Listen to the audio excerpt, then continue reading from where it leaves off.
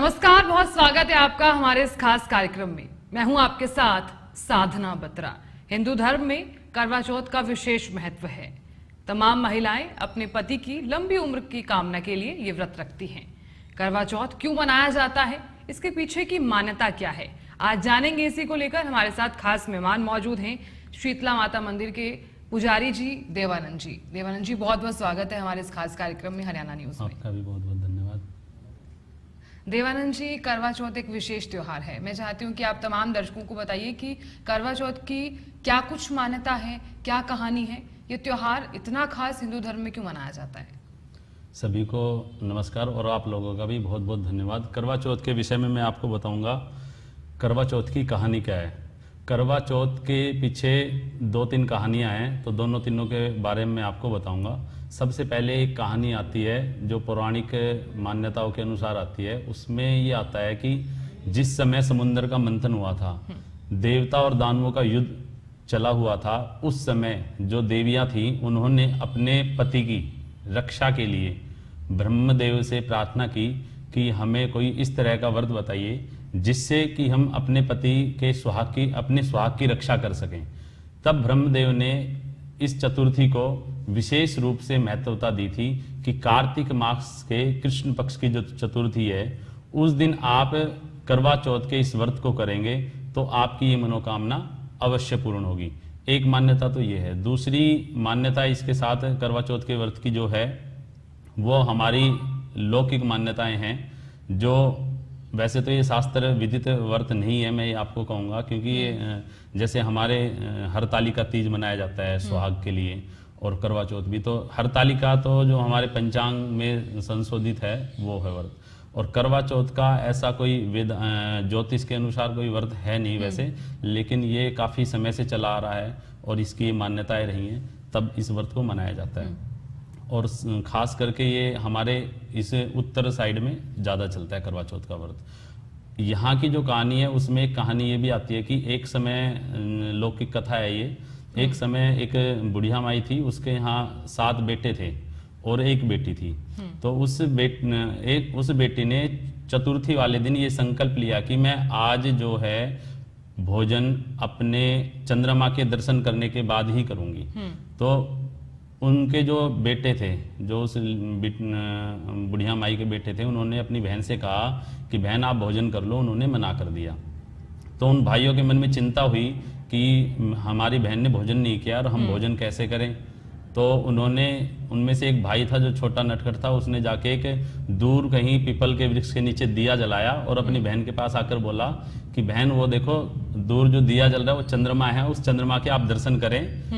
बहन ने सोचा कि वहाँ चंद्रमा है और उन्होंने उसका दर्शन किया और उसके बाद उन्होंने अपना व्रत खोल लिया, मतलब भोजन कर लिया। जैसे ही उन्होंने भोजन किया तो उनके पति की मृत्यु का उन्हें समाचार मिला। तब से उस बहन ने क्या मन में धारणा रखी कि मैं अगले 1 वर्ष तक, आने वाले 1 वर्ष तक अपने पति की, उसने जो वो डेड बॉडी थी उसको वहीं रखा और उसके पास वो तिनके इकट्ठी करती रही।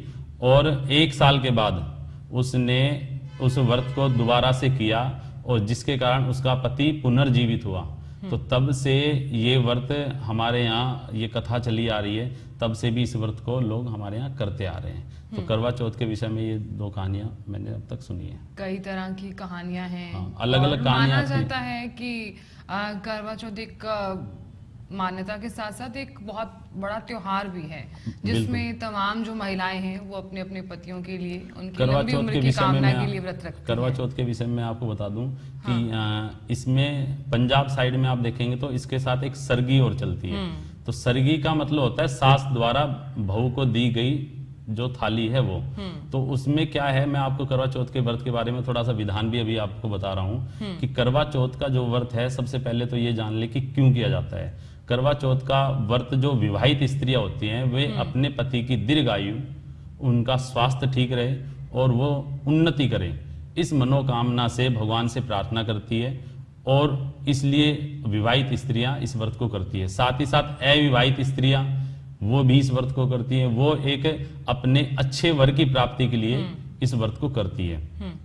जो मैं अभी आपको सरगी के विषय में बता रहा था, सरगी सास के द्वारा बहू को दी गई एक सुसज्जित थाली होती है, जो व्रत प्रारंभ करने से 1 घंटा पूर्व, मान लो आप, सूर्य उदय होने से पूर्व वो थाली सास अपनी बहू को देती है और दोनों उनमें भोजन करते हैं। उसके बाद ये व्रत प्रारंभ करते हैं। उसके बाद पूरे दिन निर्जला रहते हैं, ना सास जल पीती है ना बहू जल पीती है।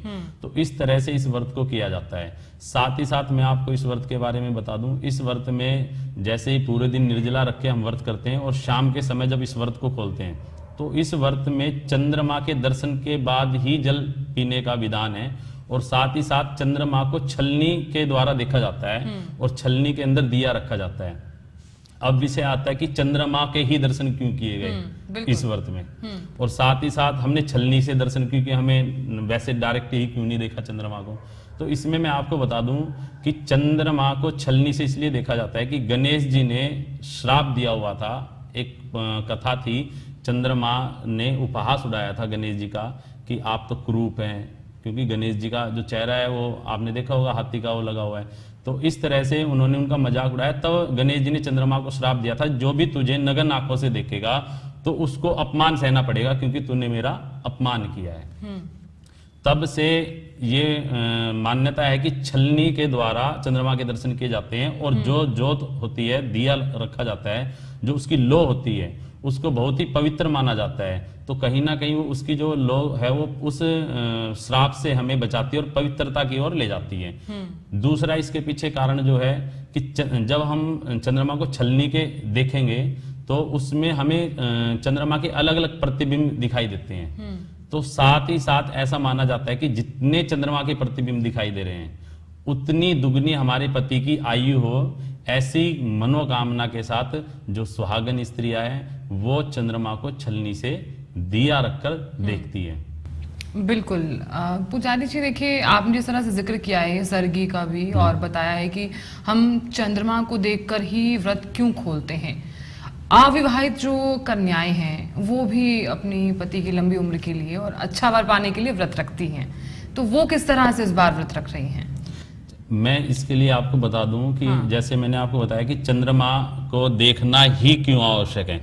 चंद्रमा को देखना इसलिए आवश्यक है, ये आपको जो अविवाहित स्त्रियों वाला जो प्रश्न है उसका मैं आंसर दे रहा हूं कि चंद्रमा क्या है। चंद्रमा हमारे ज्योतिष के अनुसार, शास्त्रों के अनुसार उसको प्रेम का प्रतीक माना गया है, उसको सुंदरता का प्रतीक माना गया है, साथ ही साथ उसे दीर्घ आयु देने का प्रतीक माना गया है। तो जो भी अविवाहित स्त्रियां हैं वो, और विवाहित स्त्रियां भी उसमें शामिल हैं, कि हमारा पति, अविवाहित तो प्रार्थना करती है कि हमारा पति हमें सुंदर मिले, उसकी दीर्घ आयु हो, और साथ ही साथ वो सज्जन मिले, क्योंकि चंद्रमा है ना वो शीतलता का प्रतीक है। तो जिस तरह चंद्रमा शीतल रहता है, उसी तरह जो हमारा आने वाला पति है वो भी हमें शीतल ही मिले, वो भी सज्जन पुरुष मिले। तो उस मनोकामना से चंद्रमा के दर्शन करके ही इस व्रत को किया जाता है। पुजारी जी देखिए, मान्यता तो ये भी है कि अगर चंद्रमा को ना देखा जाए तो तारों को देखकर भी ये जो अविवाहित कन्याएं हैं वो व्रत खोल सकती हैं। ये ऐसा वैसे शास्त्र विदित नहीं है, लेकिन अभी जैसे जैसे समय बदल रहा है, प्रचलन चल रहा है, मैं आपको बता दूं इस समय की आज के समय और पुराने समय में इस व्रत के बारे में बताता हूं। पुराने समय में, अब तो बहुत कम हो गया है, मिट्टी का करवा चौथ, अब इस 2 शब्द बने इस व्रत में। करवे का मतलब होता है मिट्टी का एक पात्र होता है जो लोटे के आकार का साइज का होता है, कलश भी बोल सकते हैं हम उसको, छोटे छोटे रूप में। दूसरा चौथ का मतलब चतुर्थी तिथि आने वाली। तो इन दोनों शब्दों का इसलिए प्रयोग किया गया कि पुराने समय में कहीं ना कहीं आप देखेंगे सीता मैया ने इस व्रत को किया, तो उस समय में उन्होंने इस मिट्टी के जो पात्र है इसका प्रयोग किया था। द्रौपदी ने भी इस मिट्टी के पात्र का प्रयोग किया था। और साथ ही साथ देखा जाए तो मिट्टी का जो ये पात्र है ये इसलिए भी वो माना गया क्योंकि हमारे यहाँ 5 तत्व बड़े महत्व रखते हैं, जिसमें अग्नि, वायु, जल, आकाश और पृथ्वी। इनका हमारे प्रत्येक दिनचर्या में और हर पूजा में इनका विशेष महत्व है। इन्हीं से हमारा शरीर बना है और ये कहा जाए कि ये कहीं ना कहीं हमसे अछूते नहीं है किसी भी व्यक्ति से। तो उसके कारण इस मिट्टी के जो पात्र का प्रयोग किया गया, तो उसका जो जल है उस जल को ग्रहण करके स्त्रियों ने इस व्रत को खोला। इसमें कथा के अंदर ये भी आता है 10 से 13 वो रखे जाते हैं करवे, उसको करवा बोला जाता है, मैं आपको बता दूं तो वो करवे रखे जाते हैं, उसी के जल के द्वारा ही इस व्रत को खोला जाता है। तो इसका एक बहुत बड़ा वैज्ञानिक भी कह लो, और क्योंकि मिट्टी शुद्ध होती है, उसमें जो भी जल डाल के अगर हम पीते हैं तो वो सभी हमारे स्वास्थ्य की भी रक्षा करता है और पति के स्वास्थ्य की भी रक्षा करता है। तो दोनों तरह से इस चीज का बड़ा महत्व है। तो इसी कारण वो मिट्टी का जो पात्र है करवा, वो यूज किया गया था इसमें। बिल्कुल पुजारी जी, देखिए लगातार आप जिस तरह से बता रहे हैं कि किस तरह से अविवाहित और तमाम जो विवाहित महिलाएं हैं वो व्रत रखती हैं, और सरगी के महत्व के बारे में भी आपने जिक्र किया है। मैं चाहती हूँ कि आप शुभ मुहूर्त और जो योग इस बार बन रहे हैं करवा चौथ के दिन, उसका जिक्र करते हुए आप तमाम जातकों को और तमाम दर्शक जो ये खास कार्यक्रम देख रहे हैं उन्हें बताइए कि शुभ मुहूर्त में ही पूजा क्यों की जाती है, और इस बार चांद निकलने का समय क्या कुछ रहने वाला है। इस वर्ष मैं आपको करवा चौथ के व्रत के विषय में बता दूं, आने वाली 10 तारीख 10 अक्टूबर 2025 वार है शुक्रवार, इस दिन इस व्रत को किया जाएगा। और जो चंद्रोदय जो समय है वो समय रहेगा 8:15 सायंकाल रात्रि में जो रहेगा। और इसमें आपको बता दूं, जो आपने मुझसे पूछा कि मुहूर्त क्या रहेगा पूजा का, तो इस समय 5:57 से शुरू होके और 6:07 तक करीब 1 घंटे और 10 मिनट की अवधि का ये मुहूर्त रहेगा, 9-10 मिनट की अवधि का। और इस मुहूर्त के अंदर पूजा करनी होती है। चंद्रमा की जो पूजा होती है 8:15 पे इस वर्ष होगी। तो शास्त्र ये कहता है कि इस दिन जो सुहागन स्त्रियां व्रत रखती है तो उनको क्या पूजा करनी चाहिए, क्या वो मैं आपको बताता हूँ कि सबसे पहले इस व्रत को रखने वाली जो स्त्रियां हैं वो चंद्रोदय से 1 घंटा पूर्व पूजा की तैयारी करके 1 घंटा पहले पूजा प्रारंभ कर देनी चाहिए। और इस वर्ष थोड़ा पहले आ रहा है, 6 बजे से और 7 बजे तक का जो मुहूर्त है, तो उस समय करनी है। तो उस समय उन्होंने, इसमें पूजा होती है भगवान कार्तिकेय जी की, भगवान गणेश जी की, भगवान शंकर जी की और माँ पार्वती की, पूरे शिव परिवार की इसके अंदर पूजा की जाती है। इसमें एक मान्यता ये भी है कि माँ पार्वती को अखंड सौभाग्यवती का वरदान मिला हुआ है, तो उनकी पूजा करके स्त्रियां अपने पति के अखंड सौभाग्य की प्राप्ति के लिए माँ पार्वती से, भगवान शंकर से, कार्तिकेय जी और भगवान गणेश जी से, संपूर्ण शिव परिवार से प्रार्थना करती है। और इस व्रत के अंदर इन 5 की पूजा विशेष रूप से फलदायी मानी गई है। और मुहूर्त के अंदर पूजा करने का ये फल होता है कि कभी भी अगर हम मुहूर्त के अनुसार पूजा करते हैं तो उस पूजा में कोई विघ्न नहीं आता है, और साथ ही साथ वह पूजा फलदायी होती है। क्या होता है कि प्रत्येक व्यक्ति अपने जीवन में प्रतिदिन कोई ना कोई पूजा करता है, ये मैं एक उदाहरण के लिए आपको बता रहा हूं। लेकिन अगर वही पूजा हम किसी विशेष अनुष्ठान के लिए, अनुष्ठान का मतलब होता है कि अनुशासन में रह के करना, और विशेष फल की प्राप्ति के लिए करते हैं, तो उसको अनुष्ठान में परिवर्तित कर दिया जाता है, उसको समय अनुसार उस पूजा को किया जाता है, उसके लिए मुहूर्त देखा जाता है। तो इसी कारण मुहूर्त का जो महत्व है वो हमारे शास्त्रों में विशेष रूप से बताया गया है। और इस दिन भी जो स्त्रियां हैं, वह मैंने आपको बताया कि सरगी का जो विषय आया था कि चंद्रमा जो सूर्य उदय से 1 घंटा पूर्व सरगी दी जाती है, और संकल्प लिया जाता है कि हे भोलेनाथ, हे माँ पार्वती, मैं अपने पति की रक्षा के लिए, उसके आयु की वृद्धि के लिए, उसकी उन्नति के लिए यह व्रत कर रही हूँ। तो आपसे प्रार्थना है कि इस व्रत को मैं पूरे दिन निर्जला होकर करूं। उन्होंने एक अपने आप को अनुशासन में डाल लिया कि मैं पूरे दिन व्रत को निर्जला होकर करूंगी, और साथ ही साथ आपके भजन कीर्तन में समय व्यतीत करूंगी। तो इस व्रत को उसने सुबह प्रातःकाल ही संकल्प लिया है, और शाम को उन्होंने पूजा की। पूजा करने के बाद वह अपने इस व्रत को खोलती है जब चंद्रमा के दर्शन करती है। तो इसी कारण मुहूर्त का विशेष महत्व, और मुहूर्त के अनुसार ही हमें पूजा करनी चाहिए।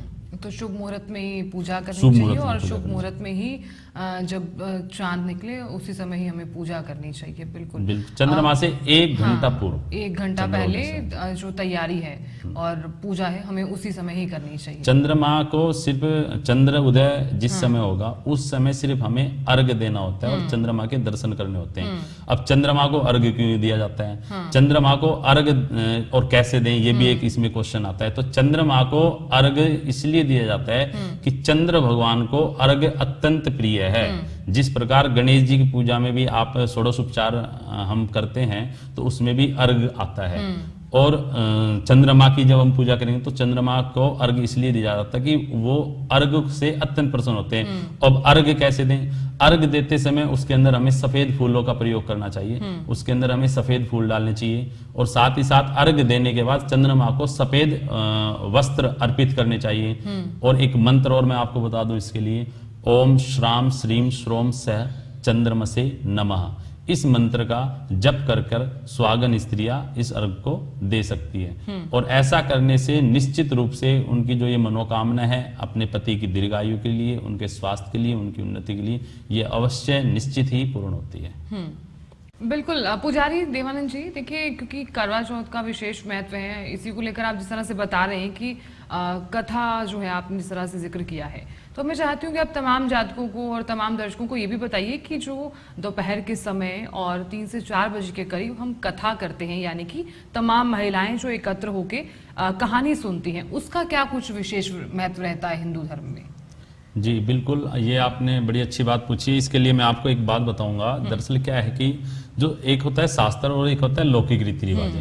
तो शास्त्र के अनुसार तो मैंने आपको बताया कि जैसे पूजा का जो मुहूर्त है उसका समय इस वर्ष जो रहने वाला है वो शाम 6 से रात्रि 7 बजे तक रहेगा। लेकिन कहीं ना कहीं आज हम समाज की बात करते हैं तो समाज में, और पहले भी ऐसा होता आया है, ऐसा नहीं है कि अभी से, कि पहले भी लोग एकत्रित रहते थे। तो सब सामूहिक रूप से परिवार रहता था, तो परिवार सब एकत्रित होकर ही एक समय में पूजा करता था। लेकिन आज क्या है कि परिवार दूर दूर रहने लग गया है, तो उन्होंने अब वो शाम के समय अपने घर में पूजा करें या एक जगह एकत्रित कैसे हो। तो ये आज मैं आपको बता दूं कि आज के समय में देखा जाता है कि मंदिरों में अड़ोस पड़ोस की जितनी भी सुहागन स्त्रियां हैं वो कोई भी शाम के समय निर्धारित कर लेती है और उस निर्धारित समय के अनुसार आकर सभी स्त्रियां अपने सास के साथ आती हैं और जो सास के द्वारा जो सरगी दी गई है उसके जो वस्त्र हैं उन वस्त्रों को वो वैसे सुबह ही धारण कर लेती है और उसके बाद मंदिर में अपनी जो थाली होती है वो पूरी सजाकर लेके आती है। सामूहिक रूप से 20-50 जितनी भी स्त्रियां होती हैं उस थाली में वो पानी का लोटा रखती है, मिठाई रखती है, घी का दिया रखती है, इस तरह गंध अक्षत पुष्प रखती है। तो पूजा की जो सामग्री है वो रख के सभी बैठकर अपनी सास के द्वारा या किसी पंडित के द्वारा या किसी पंडितानी के द्वारा ये कथा सुनती है। कथा श्रवण करने के बाद वो अपनी सास का मान सम्मान करती है, उनके चरण छूती है और उनको जो भी उन्होंने मान सम्मान के स्वरूप में देना होता है वो उनको देकर और कहीं ना कहीं अपनी सास से सुहागिन रहने का आशीर्वाद प्राप्त करती है। तो ये पहले भी चला आ रहा था, लेकिन अब इन दोनों चीजों में एक डिफरेंट हुआ तो ये हुआ कि सब लोग अलग अलग घरों में रहने लग गए। पहले सामूहिक रहते थे तो इसलिए सब जो पूजा का मुहूर्त था उसके अनुसार कर लेते थे। जैसे इस वर्ष 6 से 7 है तो वो अगर पुराने समय में बात करें तो वो 6 से 7 ही करते थे। लेकिन अब दूर दूर रहते हैं तो एकत्रित होकर, क्योंकि ये एकत्रित होकर ही पूजा करनी चाहिए। इससे क्या होता है, आपसी प्यार प्रेम भी बढ़ता है, आपसी मतभेद दूर होते हैं, समाज में कहीं ना कहीं समरसता का भाव आता है, क्योंकि हम एक दूसरे की बुराइयों को छोड़कर और कहीं ना कहीं अच्छाइयों को गले लगा रहे होते हैं साथ मिलकर पूजा करने से। तो बहुत अच्छा है। शाम के समय सभी से मैं ये भी गुजारिश भी करूंगा कि जो भी मेरी इस बात को सुन रहे हैं बहन जी, जो भी स्त्रियां सुन रही हैं, वो सभी अपने आस पड़ोस के मंदिरों में या आस पड़ोस की स्त्रियों के साथ मिलकर और एक जगह एकत्रित होकर कहानी सुने और जो पूजा होती है, इस पूजा का जो विधान है उसको करें। जो भी हमें शाम को शिव परिवार की जो पूजा करनी है उससे पहले जो भी हम स्त्रियों के साथ कहानी वगैरह सुनते हैं वो सुने। और कहानी सुनने का जो महत्व है मैं उसके लिए भी आपको बता दूं, कहानी सुनने से उस व्रत में हमारी हमारी निष्ठा और बढ़ जाती है। जैसा कि मैंने आपने जब वीडियो प्रारंभ की तो मैंने आपको कहानी बताई थी, तो उस कहानी में जैसे हमने देखा कि भाई उसने चंद्रमा के दर्शन किए बगैर ही और उन्होंने भोजन कर लिया, तो जिसके कारण उनको वो हानि उठानी पड़ी। तो ऐसा सुनने से कहीं ना कहीं हमारे मन में ये आता है कि हम इस व्रत के प्रति एक निश्चित रूप से संकल्प लेते हैं कि हम इस व्रत को निर्जला होकर करेंगे और चंद्रोदय के दर्शन के बाद ही इस व्रत को खोलेंगे। तो कहानी सुनने से काफी फायदे हैं और कहीं ना कहीं इस व्रत के प्रति हमारी निष्ठा बनती है, अनुशासन बनता है और इस व्रत के प्रति हमारा लगाव बढ़ता है। तो और कहानी सुनने से कहीं ना कहीं ईश्वर की जो आशीर्वाद है वो भी हमें प्राप्त होता है। बिल्कुल, तो कहानी सुनने से ही जो है वो ईश्वर के आशीर्वाद की प्राप्ति होती है और हमें जरूर सुननी चाहिए। इसमें एक चीज और है कहानी सुनने से, जैसे अभी अविवाहित कन्या आई है, उसको तो पता ही नहीं करवा चौथ क्या है। बिल्कुल, जब वो सुनेगी तो उसको ये पता लगेगा कि हाँ इसके पीछे ये कहानी है। तो मैं कहीं ना कहीं इन नियमों का, इन जो व्रत के पीछे जो बनाए गए नियम कानून है उनका मैं अनुसरण करूं, उनका पालन करूं और वो देखेगी भी समाज में आके कि भाई इस व्रत को करने के लिए पहले सभी स्त्रियां एकत्रित होती हैं और उसके बाद अपनी सास के, अपने से बड़ों के पैर छू के आशीर्वाद भी लिया जाता है। तो जो नए आने वाली पीढ़ी है उसको कहीं ना कहीं इन चीजों से काफी कुछ अच्छा सीखने को मिलेगा और कहीं ना कहीं इससे हमारा सनातन धर्म मजबूत ही होगा। और आपको एक छोटी सी इस विषय से हटके एक बात बता दूं, सनातन धर्म को अगर कोई बचाने वाला है आज के समय में, हमारी माता बहन ही है। कारण मैं बताता हूं आपको, जब मैं अपनी ही बात करूं, जब मैं छोटा था तो मुझे मेरे पिताजी कभी मंदिर नहीं लेके गए। मुझे हमेशा मेरी माताजी ही मंदिर लेके गई या मेरी दादी मंदिर लेके गई। आप कहीं किसी से पूछ लेना, वो यही बताएगा मैं अपनी माता के साथ मंदिर गया, दादी के साथ गया। दादा और पिता के साथ बहुत, क्योंकि हमारे यहाँ समाज में जो पुरुषों का जो महत्व है वो एक अलग है, लेकिन भगवान से जोड़ने वाली सर्वप्रथम हमारी माँ और दादी ही रही है। तो माँ और बहनों का सनातन धर्म को मजबूत करने के लिए मैं कहूंगा सबसे विशेष महत्व है और कहीं ना कहीं इन्होंने इस धर्म को बचा के रखा हुआ है। बिल्कुल, कहा भी जाता है कि हमारी माताएं बहनें जो हैं अगर इनका आदर करेंगे तो ही हम आगे बढ़ सकते हैं। बिल्कुल, माता बहनों का जाता है। सनातन धर्म में तो हमने ये चीजें देखी ही हैं। स्त्रियों की इज्जत